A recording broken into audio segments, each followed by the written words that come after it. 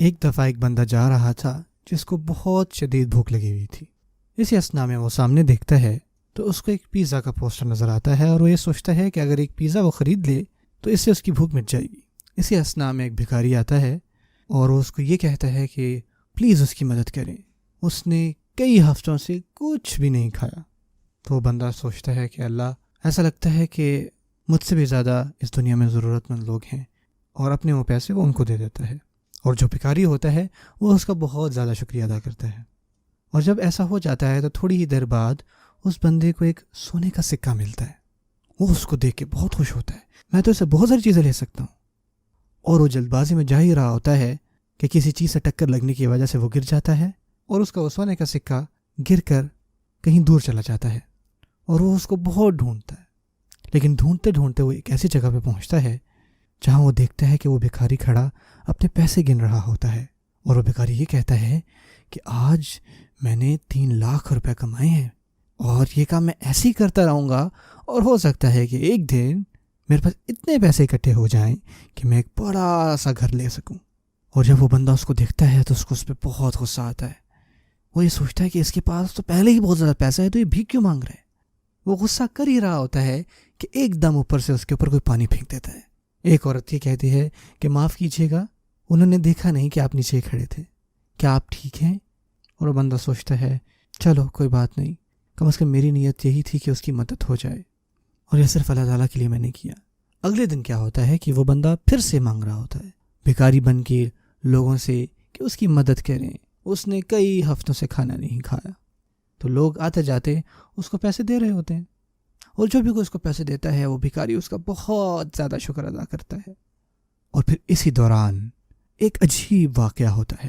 ایک دم سے ایک بندہ موٹر سائیکل پر آ رہا ہوتا ہے جس کو ایک دم سامنے ایک مرغی نظر آتی ہے، اور اس مرغی کی وجہ سے وہ موٹر سائیکل سوار اپنا توازن بالکل برقرار نہیں رکھ پاتا، اور وہ موٹر سائیکل اس کے قابو میں نہیں رہتی، اور اس کو یہ نہیں پتا ہوتا کہ سامنے کوئی بھکاری کھڑا ہے۔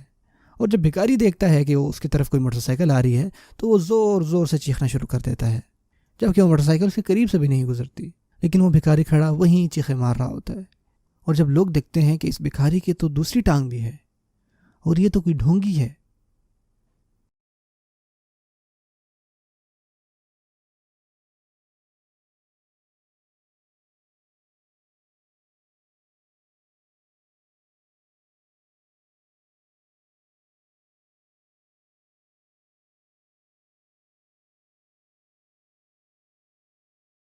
جو لوگوں سے پیسے لے رہا تھا، تو سارے لوگ اس کی طرف پڑھتے ہیں، اور ہر کوئی کہتا ہے کہ دیکھیں اس کی تو ٹانگ ہے، یہ بندہ تو فراڈ ہے۔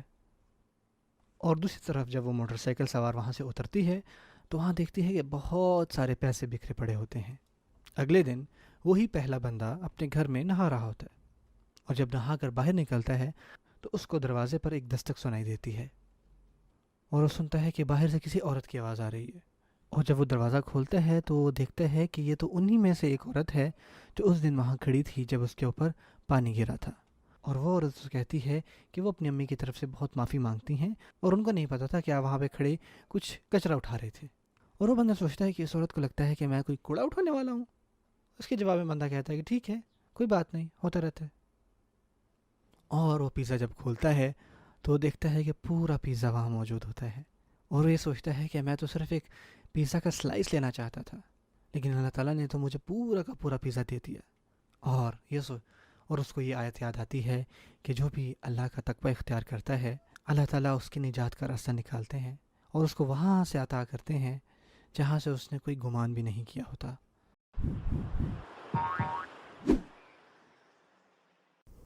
ایک دفعہ ایک بندہ آئس کریم کھانے لگتا ہے اور وہ اللہ کا شکر ادا کرتا ہے کہ اس گرم موسم میں آئس کریم کھانے کا کتنا مزہ آتا ہے۔ اسی اثنا میں ایک دوسرا بندہ آتا ہے اور وہ اس کو کہتا ہے کہ اگر میں آئس کریم نہیں کھا رہا تو تم کیسے آئس کریم کھا رہے ہو؟ اس سے پہلے بندے کو بہت غصہ آتا ہے اور دوسرا بہت ہنسنے لگتا ہے، اور پہلا بندہ غصے میں سوزوکی چلانے لگتا ہے، اور دوسرا کہتا ہے سوزوکی کون ہے؟ وہ کہتا ہے میں بھی جیتا ہوں، اور وہ بھی جیتا چلاتا ہے، وہ سوزوکی چلاتا ہے، اور یہ دونوں آپس میں لڑنے لگ جاتے ہیں۔ اسی دوران ایک تیسرا بندہ آتا ہے، وہ ان دونوں کو لڑتے ہوئے دیکھ کے کہتا ہے کہ کتنا عجیب ہے، ان دونوں کی پاورز جو ہیں وہ کتنی زیادہ بڑھ رہی ہے۔ اور پہلا بندہ چیخ چیخ کے کہہ رہا ہوتا ہے کہ میں غصے میں ہوں، دور ہٹ جاؤ۔ اور اسی غصے میں وہ وہاں سے نکلتا ہے اور ایک اور بندے کے پاس جاتا ہے اور وہ اس کو جا کے کہتا ہے کہ تم آئس کریم کیسے کھا رہے ہو، اور وہ اس کے آئس کریم کو گرا کے وہاں سے چلا جاتا ہے، اور غصے میں وہ ایک بڑا ہرا آدمی بن جاتا ہے اور وہ بھی چیخنے چلانے لگ جاتا ہے، اور وہ وہاں سے اٹھتا ہے اور ایک چوتھے آدمی کے پاس جاتا ہے کہ وہ بھی آئس کریم کھانے کی کوشش کر رہا ہوتا ہے، اور جا کر وہ اس کی بھی آئس کریم گرا دیتا ہے اور وہ وہاں سے اٹھ جاتا ہے۔ اس کو بھی غصہ آنے لگتا ہی ہے، لیکن وہ فوراً سے اعوذ باللہ من الشیطان الرجیم پڑھ لیتا ہے، اور اس کی جو ایمانی پاور ہے وہ بہت زیادہ بڑھنے لگ جاتی ہے، اتنی بڑھنے لگ جاتی ہے کہ جو تیسرا بندہ دیکھ رہا ہوتا ہے اس کا چشمہ ہی ٹوٹ جاتا ہے دیکھ کے۔ ہمیں یاد رکھنا چاہیے کہ آپ صلی اللہ علیہ وسلم نے فرمایا کہ پہلوان وہ نہیں جو کہ کشتی میں اچھا ہو، بلکہ پہلوان تو وہ ہے جو غصے کی حالت میں اپنے غصے پہ قابو رکھتا ہے۔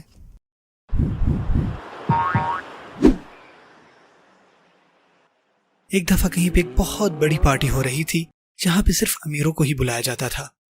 جو وہاں کا نگہبان ہوتا ہے وہ یہ کہتا ہے کہ رچ کلب میں آپ کو خوش آمدید، جہاں صرف امیر لوگ ہی جا سکتے ہیں۔ تو وہ بیٹ مین سے پوچھتا ہے کہ تم کتنے امیر ہو؟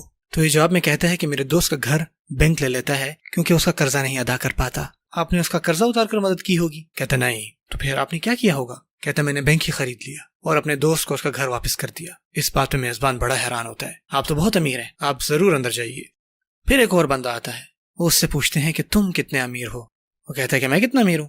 وہ کہتا ہے کہ میرے بیٹے کو برا لگتا تھا کہ میرا بچہ تو لیمبرگینی میں اسکول جاتا ہے جبکہ اس کے سارے دوست جو ہیں وہ ٹرین سے اسکول جاتے ہیں۔ تو میزبان کہتا ہے پھر؟ وہ کہتا ہے کہ میں نے اپنے بچے کو کہا بالکل پریشان نہ ہو، میں تمہارے لیے دنیا کی سب سے تیز ٹرین خریدوں گا تاکہ تم بھی ٹرین پہ اسکول جا سکو۔ تو میزبان کہتا لگتا ہے کہ آپ بھی بہت زیادہ امیر ہیں، آپ بھی جائیے اندر سر۔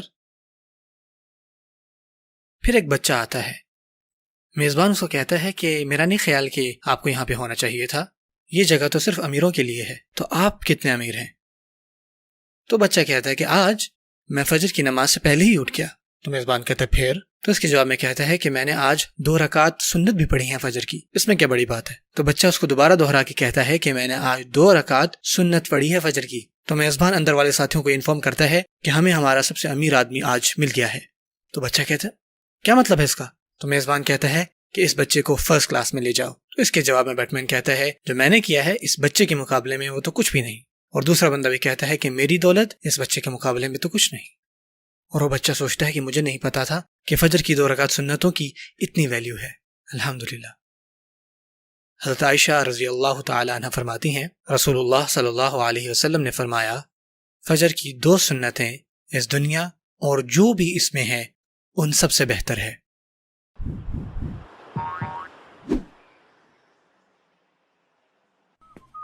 ایک دفعہ ایک بندہ کہیں جا رہا ہوتا ہے اور وہ دیکھتا ہے کہ بہت سارے لوگ ایک جگہ سے بھاگتے ہوئے آ رہے ہیں۔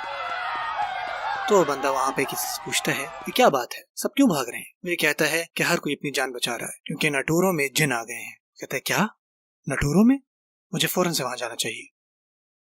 اور وہاں پر نٹورو جو ہے غصے سے پاگل ہو رہا ہوتا ہے، اور جب وہ بندہ وہاں پہنچتا ہے تو پوچھتا ہے کہ آپ لوگوں کو پتا ہے کہ نٹورو ایسا کیوں ریئیکٹ کر رہا ہے؟ تو ایک بندہ کہتا ہے نہیں ہمیں نہیں پتا، میں تو یہاں پر آیا تھا اور ذکر کر رہا تھا، لیکن جیسے ہی میں اس کے پاس سے گزرا یہ تو غصے سے پاگل ہو گیا۔ تو وہ کہتا ہے کہ نٹورو کو روکنا ہوگا اس سے پہلے کہ اپنے آپ سے باہر ہو جائے۔ لیکن وہ پوچھتا ہے کیسے؟ وہ کہتا ہے کہ میں ذرا کچھ ٹرائی کرتا ہوں۔ وہ اپنی طرف سے سیلنگ جٹسو کو ایکٹیویٹ کرتا ہے اور اس پہ حملہ کرتا ہے، لیکن اس کا اس پر کوئی اثر نہیں پڑتا اور وہ غصے سے اور لال پیلا ہو جاتا ہے۔ وہ یہ کہتا ہے کہ میرا سیلنگ جٹسو تو کام نہیں کر رہا، ہم سب کو یہاں سے جانا چاہیے۔ تو وہاں پہ ایک اور بندہ آتا ہے، وہ اس کو کہتا ہے رکیں میں آپ کی مدد کروں گا، میں پریسٹ ہوں اور میں اس کے اندر سے یہ جن نکالوں گا۔ وہ کہتا ہے پریسٹ؟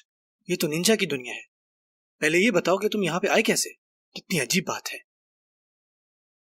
وہ یہ کہتا ہے کہ میں وعدہ کرتا ہوں کہ اس کا جن نکل جائے گا، اور یہ کہہ کے وہ اس پر اپنا جادو کرتا ہے، لیکن اس سے نٹورو اور پاگل ہو جاتا ہے، اس میں اور غصہ آ جاتا ہے۔ یاماٹو کہتا ہے کہ رک جاؤ، تم اس کو مزید غصہ دلا رہے ہو، اس کے اندر جو ڈیول فاکس ہے وہ پہلے سے زیادہ مضبوط ہو گئی ہے، اب کسی کو سمجھ میں نہیں آتا کہ وہ کیا کہے۔ لیکن اتنی ہی دیر میں ایک اور بندہ آتا ہے، ایک بزرگ آتا ہے، اور وہ یہ کہتا ہے میں اس کو ٹھیک کر لوں گا، یہ مجھ پہ چھوڑ دو۔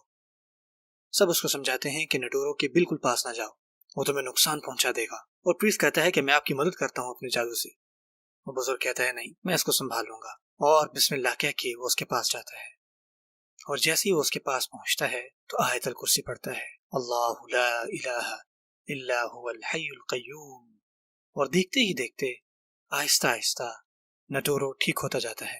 وہ نیک آدمی سب کو کہتا ہے کہ خاموش ہو جاؤ، اور اسی طرح وہ اس پر قرآن جیت کی آیتیں پڑھتا ہے اور نٹورو ٹھیک ہو جاتا ہے۔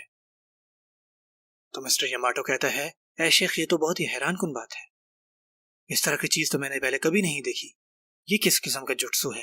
اور پریس کہتا ہے کہ ہاں بالکل، لگتا ہے کہ آپ کے پاس بہت ہی زیادہ اسپiritual پاور ہوگی کہ اتنی آسانی سے آپ نے ڈیول فاکس کو ہرا دیا۔ تو نیک آدمی کہتا ہے کہ شکریہ، یہ کوئی جتسو نہیں ہے، یہ تو قرآن مجید کی کچھ آیتیں ہیں جو میں نے پڑھی ہیں، اور میں تو ایک عام انسان ہوں، اور یہ تو اللہ کے اذن سے ہی ٹھیک ہوا ہے۔ اور اس کو رقیہ کہتے ہیں، ایک ایسا طریقہ جس میں قرآن مجید کی آیتوں کے ذریعے لوگوں کو ٹھیک کیا جاتا ہے۔ اور پھر وہ نٹورو سے پوچھتا ہے، اب تم ٹھیک ہو بچے؟ اور جب نٹورو کو ہوش آتا ہے وہ کہتا ہے کہ میں سب سے معافی مانگتا ہوں، مجھے نہیں پتا تھا کہ ڈیول فاکس مجھے پوزیس کر لے گا۔ تو شیخ کہتا ہے کہ یہ ایک شرک ہے، اور اللہ تعالیٰ شرک کو ہرگز پسند نہیں فرماتے، اور نٹورو سب سے معافی مانگتا ہے۔ اور پھر وہ نیک آدمی ان کو کہتا ہے کہ آپ سے آئندہ کسی بھی جن سے اور شیطان سے تم نے کوئی مدد نہیں مانگنی۔ اور پھر یاماٹو پوچھتا ہے کہ سر، کیا آپ ہمیں یہ طریقہ سکھا سکتے ہیں کہ آپ نے کس طرح سے کیا؟ اور پریس کہتا ہے، میں بھی یہ سیکھنا چاہتا ہوں۔ اور نیک انسان کہتا ہے، کیوں نہیں؟ سب سے پہلے آپ اللہ تعالیٰ کی مدد حاصل کرتے ہیں، اللہ تعالیٰ کی پناہ میں آتے ہیں، اور اعوذ باللہ من الشیطان الرجیم پڑھتے ہیں، اور پھر وہ نیک آدمی ان ساروں کو یہ طریقہ سکھاتا ہے۔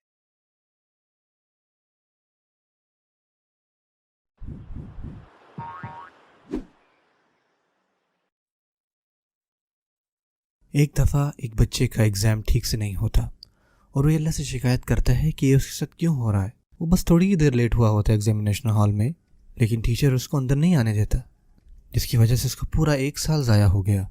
اور اتنی ہی دیر میں اس کے سامنے ایک کتاب آ کے گرتی ہے۔ اس کتاب پہ لکھا ہوتا ہے ڈیتھ نوٹ، کہ اگر آپ اس میں کسی کا نام لکھیں تو وہ انسان مر جاتا ہے۔ وہ کہتا ہے یہ کیا ہے؟ کیا میرے ساتھ کوئی مذاق کر رہا ہے؟